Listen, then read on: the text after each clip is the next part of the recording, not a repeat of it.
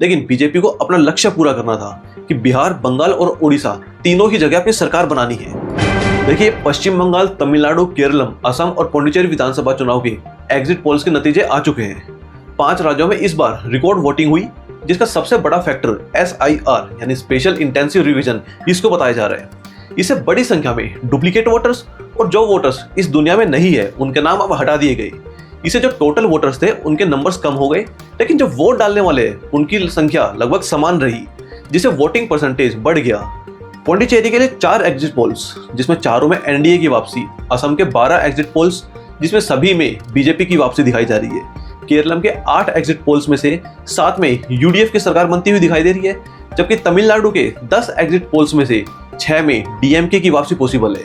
लेकिन जो सबसे इंपॉर्टेंट यहाँ पर है वो है बंगाल, जिसमें 8 एग्जिट पोल्स में से 6 में अब की बार भाजपा सरकार आती हुई दिखाई दे रही है। इनके नतीजे 4 मई को आएंगे। बंगाल के पहले फेज की 152 सीटों में रिकॉर्ड 93.2% वोटिंग हुई, जबकि 142 जो दूसरे फेज की सीटें थी वहां पर 92.6% वोटिंग हुई। अगर नंबर के हिसाब से देखें तो बंगाल के 6.8 करोड़ वोटर्स में से करीब 6.3 करोड़ वोटर्स ने वोटिंग की, यानी ओवरऑल बंगाल में 92.5% से ज्यादा वोटिंग हुई। ये बंगाल के चुनावी इतिहास में अब तक का सबसे ज्यादा वोटर टर्नआउट है। इससे पहले 2021 के बंगाल विधानसभा चुनाव में 82% वोट पड़े थे। इस रिकॉर्ड वोटिंग में एक सबसे बड़ा फैक्टर ये भी है कि अब की बार बंगाल में इलेक्शन के दौरान लॉ एंड ऑर्डर पूरी तरह से मेंटेन किया गया। Armed conflict location and event data यानी ACLED ने पिछले 16 चुनावों का एनालिसिस करके पश्चिम बंगाल को सबसे ज्यादा वॉयलेंट स्टेट बताया। 2021 में यहाँ पर 278 ऐसे इंसिडेंट रिपोर्ट किए गए थे, जिसमें से 108 मामलों में TMC और 87 मामलों में बीजेपी ने हमला किया था। और इसी के चलते इस बार सेंट्रल पुलिस फोर्स की 2450 कंपनियां यानी 2,40,000 से ज्यादा सुरक्षा कर्मियों को डिप्लॉय किया गया था।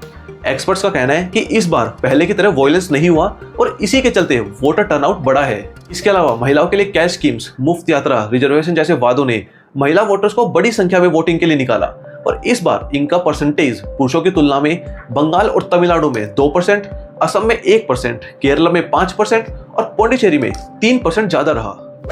देखिए, चुनाव से पहले बंगाल में SIR के जरिए करीब 91 लाख वोटर्स के नाम हटाए गए हैं। इसके बाद पश्चिम बंगाल में वोटर्स की संख्या 7.6 करोड़ से घटकर 6.75 करोड़ रह गई थी, यानी 11.8% की कमी। यहाँ पर वोटिंग परसेंटेज बढ़ने की एक वजह SIR हो सकती है। इसका लॉजिक ये है कि वोट देने वालों की संख्या तो उतनी ही है, लेकिन जो टोटल रजिस्टर्ड वोटर्स थे उनकी संख्या कम हो गई है, इसलिए वोटर टर्नआउट ज्यादा आ रहा है। मान लीजिए कि किसी कॉन्स्टिट्यूंसी में 100 वोटर्स थे, जिनमें से 70 ही वोट डालते थे, यानी यहाँ पर वोटर टर्नआउट 70% हुआ। लेकिन अब SIR के बाद यहाँ पर 12 वोटर्स के नाम लिस्ट से हटा दिए गए, जिसके बाद लिस्ट में टोटल रजिस्टर्ड वोटर सिर्फ 88 ही बचे, लेकिन वोट डालने अब भी 70 ही लोग जा रहे हैं और अब वोटर टर्नआउट 70% से बढ़कर 80% हो गया। बंगाल में अब की बार बीजेपी और TMC दोनों ने ही इस चुनाव को आर पार की लड़ाई की तरह रखा। TMC को अपनी सत्ता बरकरार रखनी थी, जिससे पार्टी भी बची रहे, लेकिन बीजेपी को अपना लक्ष्य पूरा करना था कि बिहार, बंगाल और उड़ीसा तीनों ही जगह अपनी सरकार बनानी है। और इसीलिए अमित शाह ने चुनावी रैलियां और रोड शो के साथ करीब 15 दिन बंगाल में कैंप किया। शाह ने चुनाव से ठीक पहले कोलकाता में रात 3 बजे तक मैराथन मीटिंग्स की। टीम के साथ सभी 80,719 पोलिंग बूथ्स का डेटा एनालिसिस किया। बूथ्स को 3 कैटेगरी में बांटा गया, स्ट्रॉन्ग, मीडियम और वीक। मीडियम बूथ्स वो थे जहां पर 2021 में हार और जीत का अंतर काफी कम था और इसलिए पूरी पावर यहां पर लगा दी गई।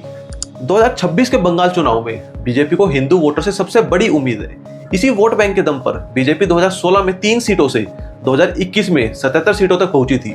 वो 2026 के चुनाव में भी हिंदुओं को अपने पाले में करने के लिए बीजेपी ने मल्टीपल प्लानिंग्स की। 29 मार्च को ममता बनर्जी ने अपनी एक रैली में कहा था कि अगर बीजेपी सत्ता में आती है तो वे बंगाल में लोगों को मछली नहीं खाने देंगे। बीजेपी शाकाहारी संस्कृति वाली पार्टी है और वो मछली और चावल खाने वाले बंगाली इसकी पहचान को खत्म कर देगी। लेकिन बीजेपी ने इसे काउंटर करने के लिए खुद को शाकाहारी हिंदुत्व से अलग कर शाक्त हिंदुत्व के करीब बताकर पेश किया। अनुराग ठाकुर और मनोज तिवारी जैसे बड़े भाजपा नेताओं ने फिश खाई।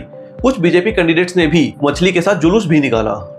दरअसल उत्तर भारत में हिंदुत्व अक्सर शाकाहार और सात्विकता से जुड़ा होता है, लेकिन बंगाल में शाक्त परंपरा यानी शक्ति की पूजा सर्वोपरि होती है, जहां पर मछली को महाप्रसाद भी माना जाता है। यहाँ पर बीजेपी ने यह मैसेज दिया कि उनका हिंदुत्व बंगाल की मिट्टी और वहां की थाली के अनुकूल है।